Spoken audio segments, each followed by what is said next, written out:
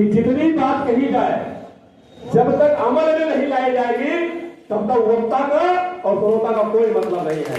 वो बात को अमल में लाना जरूरी है। बाबा साहब अम्बेडकर ने शिक्षा पे, चिकित्सा पे, स्वास्थ्य पे लाखों लाख काम कर दिया है, संविधान में व्यवस्था देने का काम कर दिया है, लेकिन आज तक हमारे समाज के लोग नहीं समझ पाए, आज तक मेरे समाज के लोग नहीं समझ पाए कि दोस्त और दुश्मन कौन है।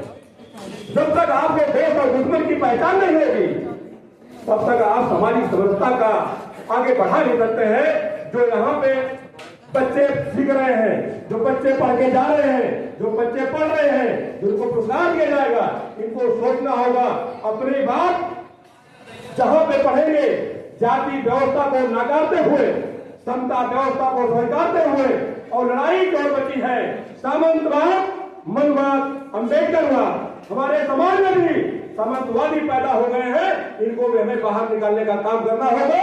जब तक ये हमारे बीच के सामंतवादी बाहर नहीं निकलेंगे तभी हम अपने भविष्य का निर्माण नहीं कर सकते हैं। साथियों, इनको बहुत गंभीरता से सोचना होगा। अम्बेडकरवाद ये तमाम मनवादी व्यवस्था के लोगों से लड़ने का काम कर रहा है। और रही बात शिक्षा की, बाबा साहब अम्बेडकर ने कहा था शिक्षा शेरनी का और दूध है, जो जितने पिएगा उतने दहाड़ेगा। जब तक आप शिक्षा नहीं पाएंगे तब तक आप पशु समान है।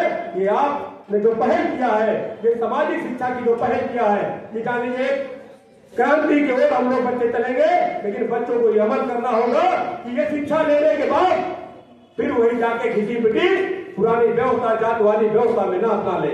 इनको यहाँ से निकलने के बाद समता की बात करनी होगी, जाति व्यवस्था को तोड़ने की बात करनी होगी, वर्ग व्यवस्था में शामिल करने की बात करनी होगी। तब असली अम्बेडकरवाद आपको उत्पन्न कर पाएंगे, असली अम्बेडकरवाद पैदा कर पाएंगे।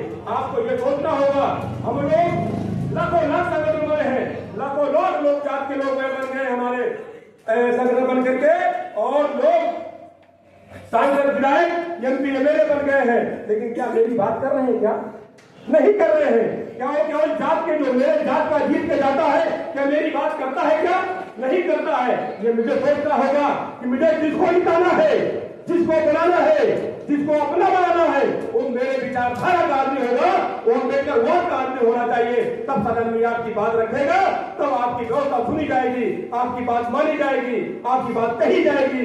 लेकिन अन्यथा अगर आपकी विचारधारा का नहीं है तो आपकी बात कोई सुनने वाला नहीं है। अभी गुरु जी ने कहा ये आप वक्त समझ लीजिए, शिक्षा का वक्त समझ लीजिए। अगर आप शिक्षा का वक्त नहीं समझ पाएंगे तो आप जान लीजिए आप गुलामी से आपको कोई बचाने वाला नहीं है। तो ये बच्चे शिक्षा से निकल करके जाएंगे।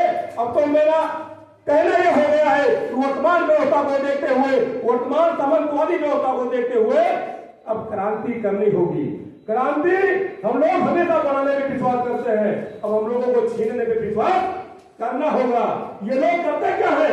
हमारे 84,000 स्टीमों को छीन लिया इन लोगों ने।